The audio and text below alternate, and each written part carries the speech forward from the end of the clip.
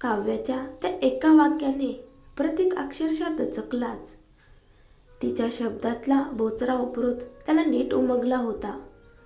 क्षणभर त्याच्या चेहऱ्यावर राग उसळून आला, पण रुद्रसमोर तो राग दाखवायची त्याची हिंमत झाली नाही.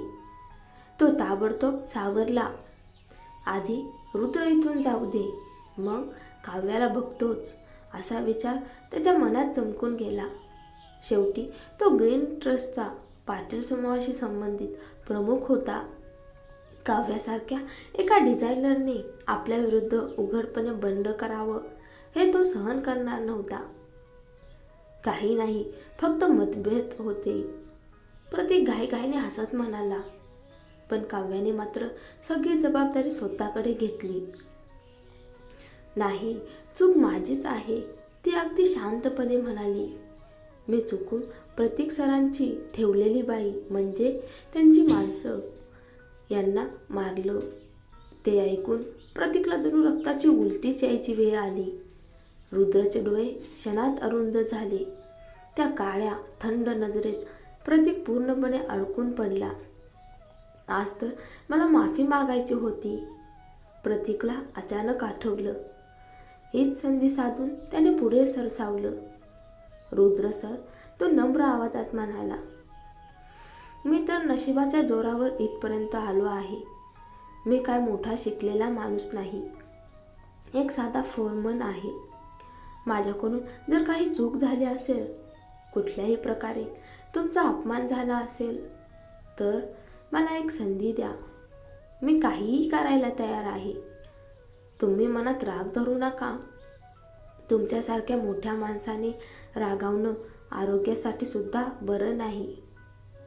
रुद्र हसला, पण ते हसू थंड होतं, धोकादायक. तो प्रतीककडे रोखून पाहत राहिला. प्रतीकचं हृदय क्षणभर थांबलं.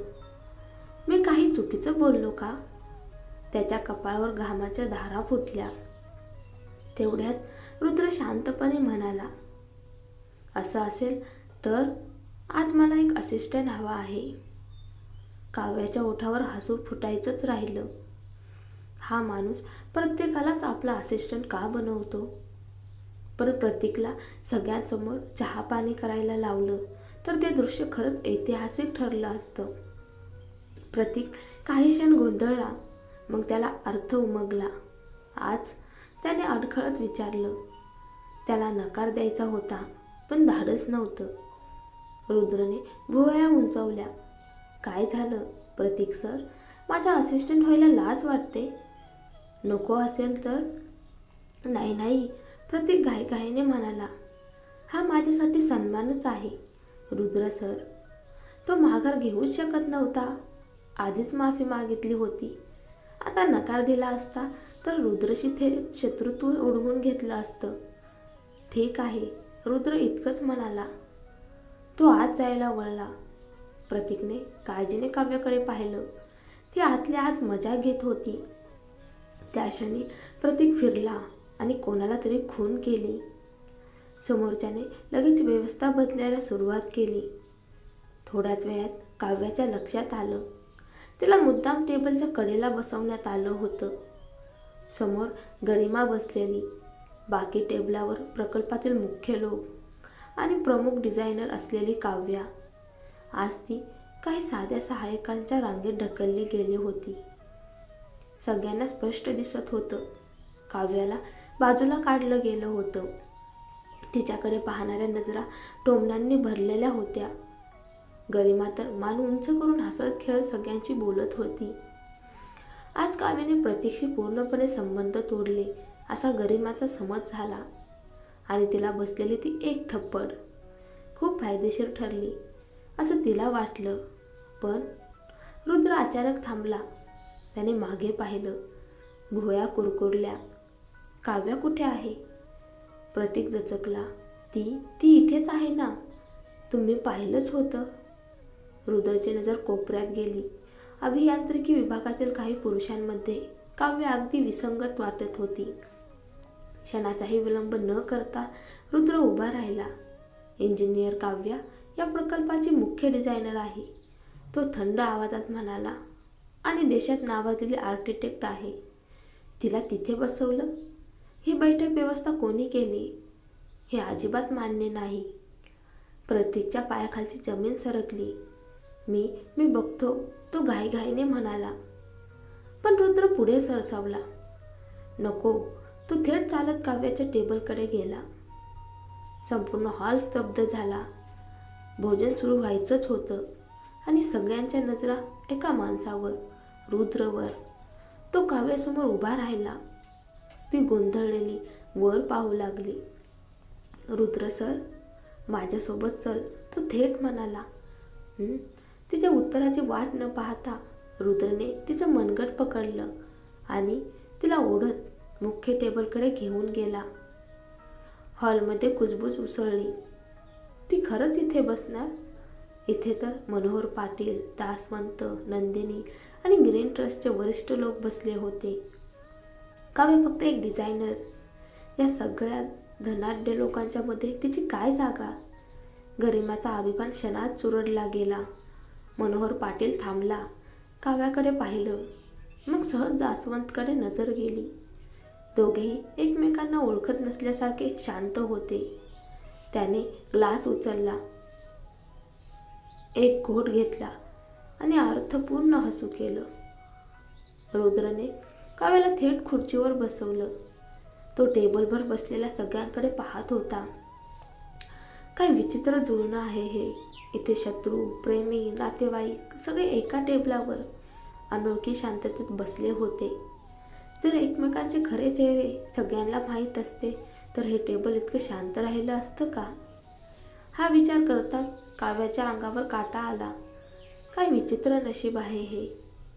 काव्या मुख्य टेबलाकडे येताना पाहून अनेकांच्या चेहऱ्यावर नाराजी स्पष्ट दिसत होती. पण जेव्हा रुद्र स्वतः पुढे येऊन तिला खुर्चीवर बसत होता तेव्हा कोणीही तोंड उघडू शकत नव्हतं. सगळेच आपापल्या भावना घेऊन बसले आणि जसं जसं क्षण पुढे सरकत होते तसं अनेकांचे चेहरे आणखी काळवंडत चालले होते. त्यात सर्वात वाईट अवस्था होती प्रतीकची. तो आताच काव्याला धडा शिकवणार होता, पण त्याला कल्पनाही नव्हती की खरी शिक्षा तर आत्ताच सुरू होणार होती.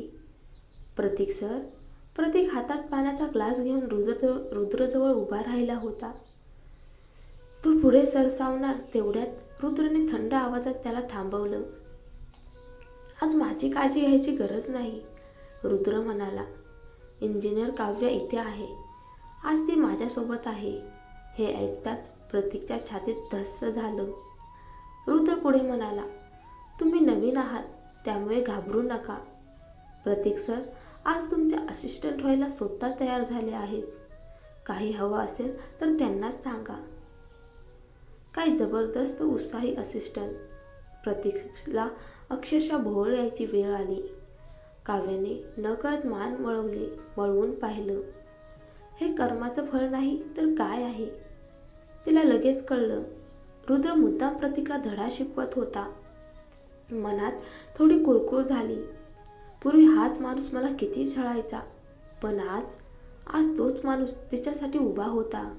आणि हो, प्रतीक जो इतके दिवस तिला त्रास देत होता त्याला ती इतक्या सहज सोडणार नव्हतीच.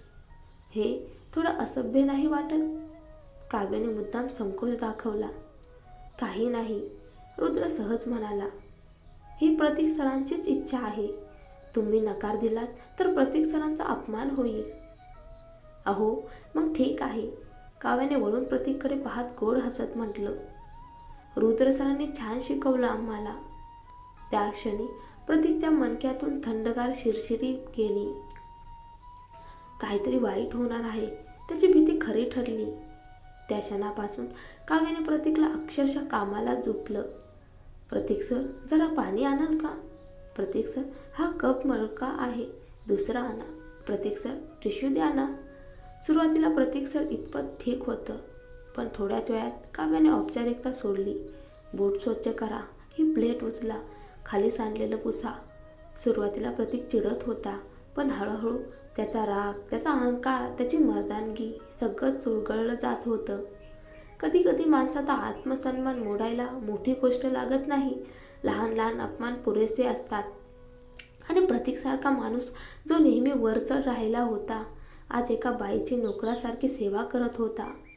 चहा, पाणी, साफसफाई आणि ती बाई जिच्यावर त्याचा अधिकार असायला हवा होता, पण जी कधीच त्याची झाली नाही. त्याला इतका पश्चाताप होत होता की चेहरा निळसर पडला होता. मी का तिच्याशी पंगा घेतला? आज तो डोळे वर करूनही पाहू शकत नव्हता. सकाळपासून काही खाल्लं नव्हतं. इथे येऊन जेवायचा विचार होता, पण आता खालच्या पदावरचे लोक निवांत जेवत होते आणि तो फक्त बघत बसला होता. कसं कुणास ठाऊक तो जेवणाचा वेळ कसाबसा पार पडला. रुद्रने काव्याकडे पाहून हसत विचारलं, इंजिनियर काव्या, आज तुमचं असिस्टंट काम कसं वाटलं? काव्या हसली. वाईट नाही, अजून सुधारणा करता येईल. रुद्रने नीट तोंड पुसलं. मागे वळत म्हणाला, प्रतीक सर, आता तुम्ही जाऊ शकता. प्रतीकला आणखी सहन झालं नाही. रुद्र सर, मी आधी जाऊन थोडं खाऊन येतो, तो कसाबसा म्हणाला. तुमचं जेवण इतकं छान दिसते. रुद्रने भुवया उंचवल्या. तक्रार ऐकू येते का प्रतीक सर? नाही, प्रतीक ताबडतोब म्हणाला. मी तर तुमच्याकडून जेवण्याची शिस्त शिकतोय. इतक्या जवळून तुम्हाला जेवताना पाहण्याची संधी दिल्याबद्दल धन्यवाद. काव्य हसून मोकळी झाली. हा माणूस खरंच कमाल आहे, इतक्या लवकर सावरतो. म्हणूनच आज इथपर्यंत पोहोचला आहे. पण प्रतीकचा चेहरा मात्र आणखी हिरवट झाला. समारंभ संपला. सगळं शांतपणे पाहणारे दासवंत पुटपुटले. तेवढ्यात मनोहर पाटील त्याच्या जवळ आले. काव्या, ज्या दिशेने गेली होती तिकडे पाहत ते म्हणाले, दासवंतजी, तुम्ही इंजिनियर काव्याला ओळखता का? दासवंत थंडपणे म्हणाले, कसं शक्य आहे? मी तिला ओळखत नाही. मला वाटलं तुम्ही तिला पाहत होतात. मनोहर पाटील हसत म्हणाले, नाही. दासवंत तुच्छतेने म्हणाले, मी फक्त आश्चर्य करत होतो. तुम्ही इतकी तरुण उद्धट डिझायनर कशी काय शोधलीत? रुद्रने तिला असिस्टंट केलं आणि तिने लोकांना नोकरासारखं वागवलं. अतिशय बेजबाबदार. मनोहर पाटील हसले. तरुण आहे, गर्व येतोच. दासवंत उपहासाने म्हणाले, स्वतःला फार मोठं समजते. खरंच काहीतरी करून दाखवेल, तेव्हा बघू. मनोहर पाटीलच्या ओठावर अर्थपूर्ण स्मित उमटलं. म्हणजे दासवंत अजूनही काव्याचं खरं अस्तित्व ओळखत नाहीत. खूप रंजक होतं हे सगळं. काव्या बाहेर आली तेव्हा प्रतीक एकटा उभा होता, अपमानाने गांगारलेला. ती थांबली. प्रतीक सर, ती शांतपणे म्हणाली. त्याला आता काव्य पाहावतही नव्हती. काय हवंय? आता मी तुझा असिस्टंट नाही. तो तिखटपणे म्हणाला. अहो, रागावलात का? काव्य बनावटी निरागसपणे म्हणाली. मी खरंच माफी मागते. रुद्र सरांनी सांगितलं म्हणून केलं. त्याचा आदेश मोडला असता तर चुकीचं झालं असतं ना? तुम्हाला वाटतंय का मी मुद्दाम टार्गेट केलं? प्रतीकचा विश्वास बसत नव्हता.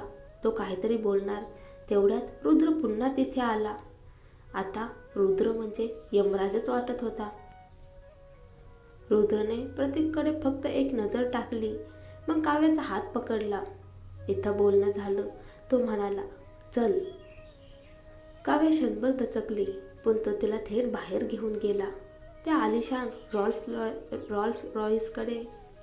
प्रतीक तिथेच स्तब्ध उभा राहिला.